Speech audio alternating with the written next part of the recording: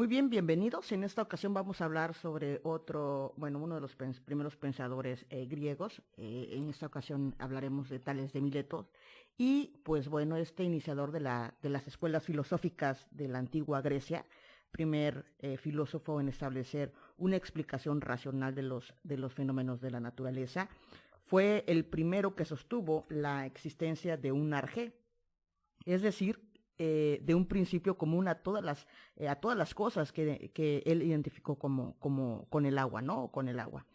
Mileto es un pueblo que se encuentra hoy por hoy en la costa actual Turquía y pues tuvo alumnos como Anaximandro y Anaxímenes. Se supone que Anaxímenes pues fue alumno de Anaximandro y en fin, estos milesianos fueron los primeros en prescindir de las explicaciones mitológicas y religiosas de los fenómenos. Antes decían que los rayos son producto de la cólera de Zeus y que la peste es un castigo de los dioses. En ese momento o en ese entonces la peste fue una enfermedad infectocontagiosa y se transmite por picaduras de pulgas infectadas procedentes de roedores, es decir, de las ratas más que nada. En ocasiones el mecanismo de transmitir, o de transmisión, mejor dicho, tiene lugar directamente desde un humano infectado a uno sano a través de pequeñas gotitas de saliva expulsada por las vías respiratorias que entran en el aparato respiratorio de personas cercanas. Y bueno, lo que más ocupó a los filósofos de Mileto, esos milesianos, fue el arjé. Más que nada a Tales de Mileto fue la palabra arjé, palabra que puede traducirse como el principio de todo, ¿no? Entonces, la fisis, que es la naturaleza, es el conjunto de diversa índole.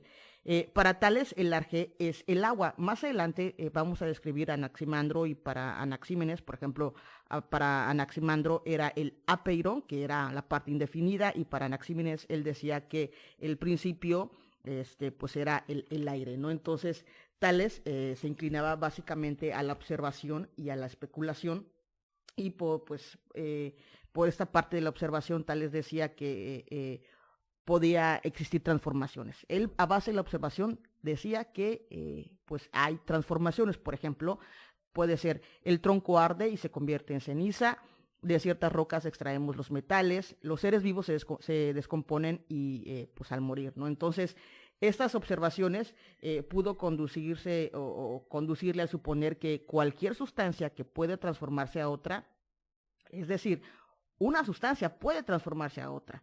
Todas las sustancias tienen aspectos diversos de una misma materia y todos procedían y estaban formados por un principio común. Para él es la palabra arjé, o así la definió, ¿no? Entonces, para Tales, el arjé es el agua.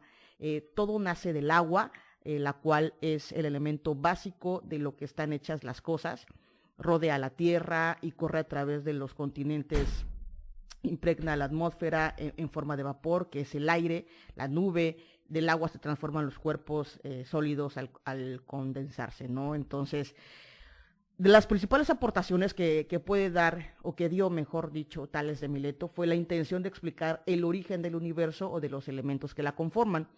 También hizo aportaciones a las matemáticas, las cuales son posibles encontrar en los elementos de Euclides. Si ustedes investigan sobre la geometría euclidiana, pues bueno, las bases y los principios son o fueron hechos base a lo que escribió Tales de Mileto. Se supone que también él calculó el tamaño de una pirámide a través de la sombra que emanaba por medio del sol. Fue capaz de predecir la aparición de un eclipse a la navegación y calcular el año. Decían que estos eran chispazos pues, no geométricos, es decir, eran chispazos de suerte, ¿no? Y pues en la parte de la navegación a los marineros les sugirió que navegaran con la osa menor en vez de que trabajaran o que navegaran con la osa mayor. Entonces, para Tales de Mileto, el arjé o el principio es el elemento principal es el agua, ¿no? Que de ahí se pueden transformar muchas cosas. Hoy por hoy podemos ver en nuestra naturaleza que para el ser humano, para los seres vivos, que el agua es demasiado imprescindible para las plantas, para los animales, para la misma tierra está constituida por una gran porción de agua, el ser humano también. Se dice por ahí que el humano no puede vivir más de 3 días sin tomar agua, puede vivir muchos días sin no probar alimento, pero del agua sí, pues no vive más que esos días, ¿no? Entonces, esa es la importancia que tiene ese elemento principal, el arjén, ¿no? Es su elemento principal, que es el agua, en nuestra vida cotidiana.